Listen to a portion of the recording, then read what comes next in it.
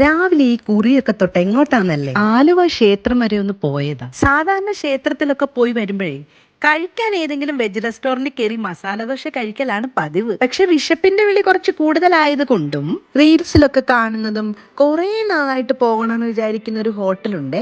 എന്നാ പിന്നെ അവിടെ പോകാമെന്നും കരുതി. വേറെ എവിടെയും അല്ല, ആലുവക്കാരുടെ സ്വന്തം ഗ്രാൻഡ് ഹോട്ടൽ. പുറമേ കാണാൻ നല്ല വിന്റേജ് ലുക്കുള്ള ഒരു ഹോട്ടൽ. പുറമേ കാണുന്നത് പോലല്ല, അകത്ത് നല്ല സൗകര്യമുണ്ട്. തേടി പിടിച്ച് മൂലയ്ക്കുള്ള ഒരു സ്വീറ്റ് ഒപ്പിച്ചു. രണ്ടും കൽപ്പിച്ചാണേ. കടിച്ചു പറിക്കുന്നതും തെറിച്ചു പോകുന്നതൊന്നും ആരും കാണണ്ട. ഇവിടുത്തെ പൊറോട്ട ഭയങ്കര ഫേമസ് ആണ് കേട്ടോ. ഞങ്ങൾ ഓർഡർ ചെയ്തത് മട്ടൺ റോസ്റ്റും ബീഫ് റോസ്റ്റും. കാണുമ്പോ തന്നെ കഴിക്കാൻ തോന്നി. നല്ല മണവും ഉണ്ടായിരുന്നു. മണം മാത്രമല്ല, ഒടുക്കലത്തെ ടേസ്റ്റും. പൊറോട്ടയാണെങ്കിൽ നല്ല മൊരിഞ്ഞ പൊറോട്ട. തേടി പിടിച്ച് വന്നത് വെറുതെ ആയില്ല. നല്ല ടേസ്റ്റ് ഉണ്ടായിരുന്നു. അല്ലെങ്കിലും പൊറോട്ടയും ബീഫും മലയാളികളുടെ ഒരു വികാരമാണല്ലോ. എത്ര കഴിക്കണ്ടെന്ന് വിചാരിച്ചാലും നമ്മൾ കഴിച്ചു പോകും. മട്ടൺ ആണെങ്കിലും ബീഫ് ആണെങ്കിലും ഒടുക്കത്തെ ടേസ്റ്റ്.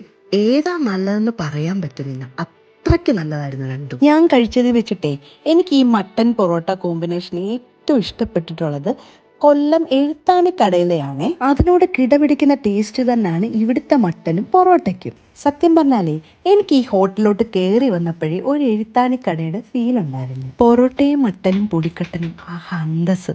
ഞാൻ 2 പൊറോട്ടയിൽ ഒതുക്കാമെന്നായിരുന്നു വിചാരിച്ചത്. പക്ഷെ ടേസ്റ്റ് കാരണം ഞാൻ ഒരെണ്ണം കൂടെ ഓർഡർ ചെയ്തു. പൊറോട്ടയും ബീഫും മട്ടനും മാത്രമല്ല, പുട്ടും മുട്ടക്കറിയും അപ്പവും അങ്ങനെ കുറേ ഐറ്റംസ് ഉണ്ട് ഇവിടെ. ഞാൻ പക്ഷെ ഒരുപാട് കേട്ടിട്ടുള്ളത് ഇവരുടെ പൊറോട്ടയെ പറ്റിയാണ്. കേട്ടിട്ടുള്ളത് പോലെ നല്ല അടിപൊളി മൊരിഞ്ഞ പൊറോട്ട. റേറ്റ് ആണെങ്കിലും നല്ല ഡീസന്റ് റേറ്റ്. മട്ടനൊക്കെ 200 ആയതേ ഉള്ളൂ. അത്യാവശ്യം നല്ല ക്വാണ്ടിറ്റി ഉണ്ടായിരുന്നു. ഒരുപാട് വർഷം പഴക്കമുള്ള ഹോട്ടലാണ് കേട്ടോ. നല്ല ഫുഡൊക്കെ കഴിച്ച സന്തോഷത്തിൽ ഞാൻ വീട്ടിലേക്ക്